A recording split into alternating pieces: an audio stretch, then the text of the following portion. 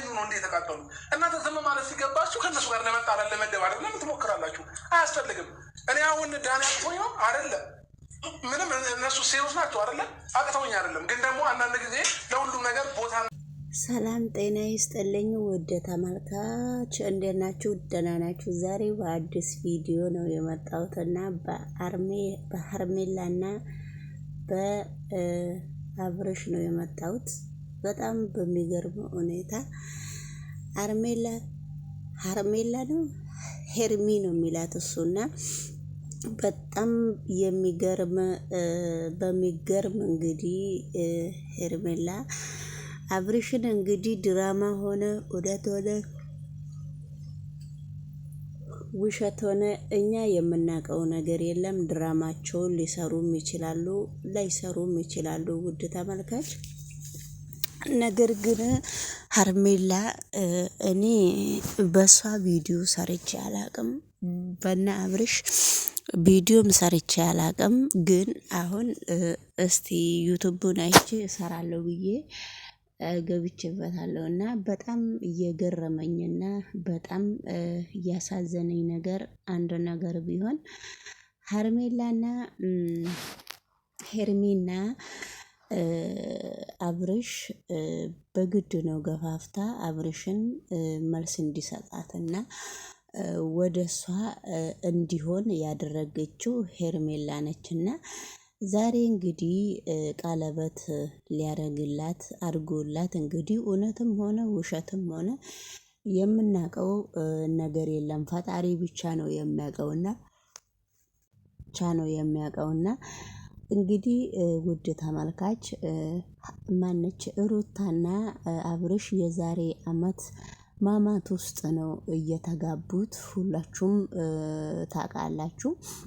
አንዳንዱ በጣም ኦርቶዶክስ ተዋህዶ የሆናችሁ በጣም ሃይማኖታችሁን የምታከብሩ እንዴት በማማት ታገቢያለሽ በማለት እንግዲህ በጣም ብዙ ኮመንት ጽፋችኋል በእነሱ ቤት ቪዲዮ ማለት ነውና እንግዲህ እነኚህ ልጆች ታሪካቸው በጣም ብዙ እንደሆነ ነውና ሄርሜላ ስትወልድም እርጉዝ ሆናም እስከ ቤታቸው ድረስ ሄዳም ግቢ ውስጥ ጠርታም ሐኪም ቤትም ሄዳም በጣም ሩታን ስትከታተላትና በጣም ሩታን ትግስቷን ስታስጨርሳት ነበረና ሁላችንም እናውቃለን። እንግዲህ በመካከሉ ሩታም ልጅ ነገርም ስለሆነች ሩታ ልጅም ሆነች ለትዳሯ በቃ የሚልከሰከሰው አትፈልግም። በትዳሯ ዳይሬክት ነው የምትፈልገው፣ ቀልድ አታውቅም ማለት ነውና እንግዲህ ሄርሜላ እኔ በነገራችን ላይ ሄርሜላ በነሱ ትዳር ውስጥ ገብታ የነሱን ትዳር ሄርሜላ እንደበታተነችና የራሷን መንገድ በግድ አብርሽን ወደ ራሷ እንዳመጣች ነው እኔ እንደራሴ የምናገረው ማለት ነውና ስለ እውነት እላችኋለሁ። እቺ ሩታ ካረገዘች ጀምራ እስከምትወልድና እስከ ወልዳ እንኳን ስንት ወር ነው በሆድ የሚያዘው ልጅ? 9 ወር ነው። ከ9 በኋላ ተወልዶ ልጁ 6 ወሩ ነው አይደለ እንዴ? እቺ ልጅ እንደዚሁ በቃ እስሯ እንደሄደች እንደዚሁ እንደተከታተለቻት መጨረሻ ላይ ፍርማይን ቅደዳለች ሩታ ማለት ነውና እንግዲህ አሁን ይሄ ሁሉ ምን ለማለት እንደፈለኩ እናንተም ይገባችኋል ብዬ አምናለሁ። ዛሬ እውነት ሆኖ አብርሽ ለሄርሚ ቀለበት ቢያረግላት ሄርሚ ደግሞ በሰላም እንደማትኖር እኔ በራሴ 100% እርግጠኛ ነኝ።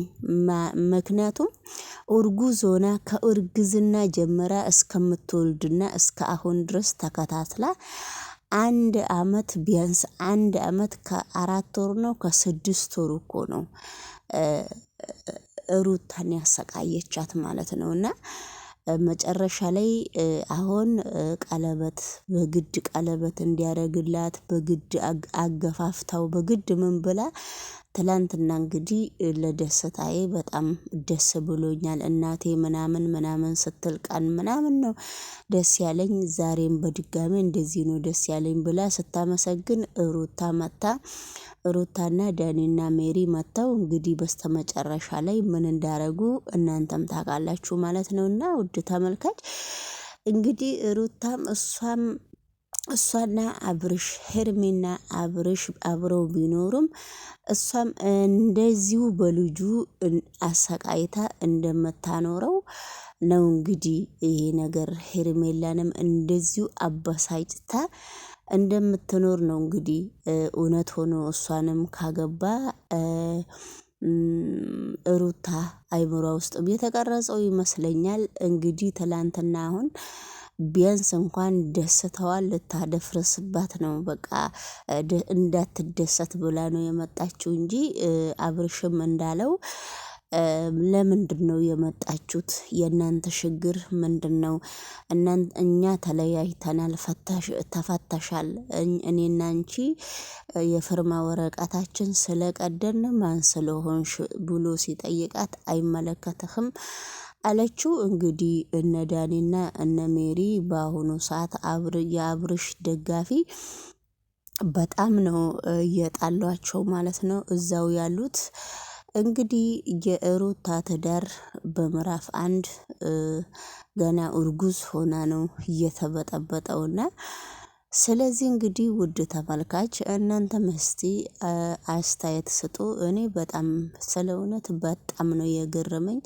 እኔ ከመጀመሪያው እስከ አሁን ድረስ የነሱን ቪዲዮ የነሱን የሚለቁትን ቪዲዮ አልሰራበትም እንጂ በጣም ነበረ የምከታተላቸው። ግን ስለ እውነት በጣም አስደባሪና አስነዋሪ ነገር ነው። ሄርሜላ ለምሳሌ እንደ ፕራንክ እውነትም ሆነ እውነትም አልሆነ ሄርሜላ በጣም ከባድ ሰው ነች እና ከዚህ ወንድ አብርሽ ብቻ ነው እንዴ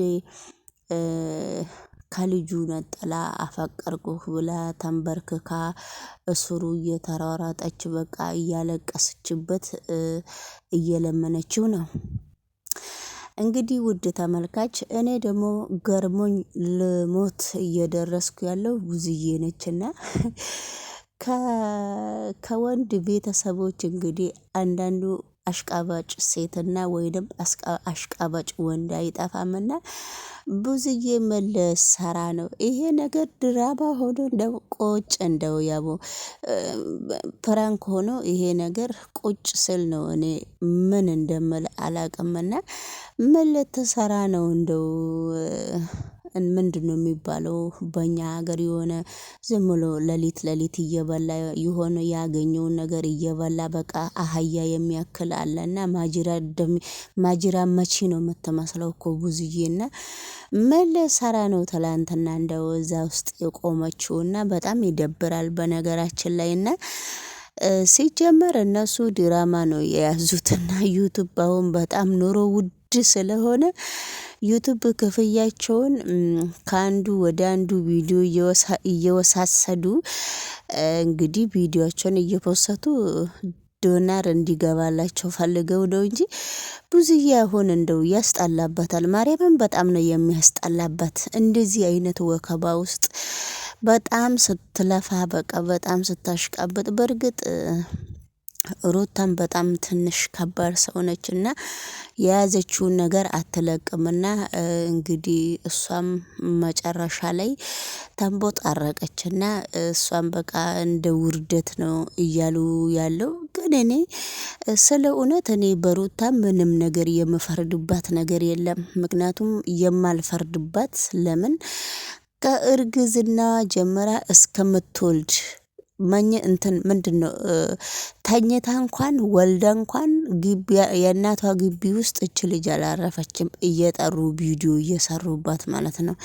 ስለዚህ እንግዲህ እሷም አሁን በጣም እልህኛ ስለሆነች በጣም ትቀጥላለች ማለት ነውና እንግዲህ ውድ ተመልካች እስቲ ቪዲዮ ላይክ ካረጋችሁ እስቲ አንዳንድ ነገር እኔም እለቅበታለሁ።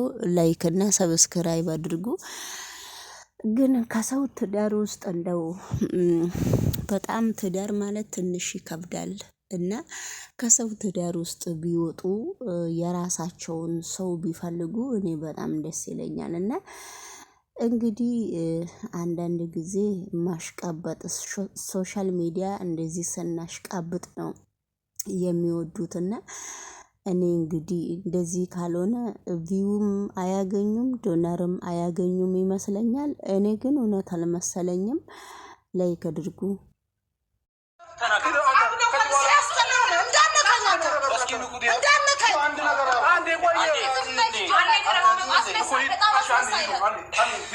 በጣም ነው እንደሚከፋው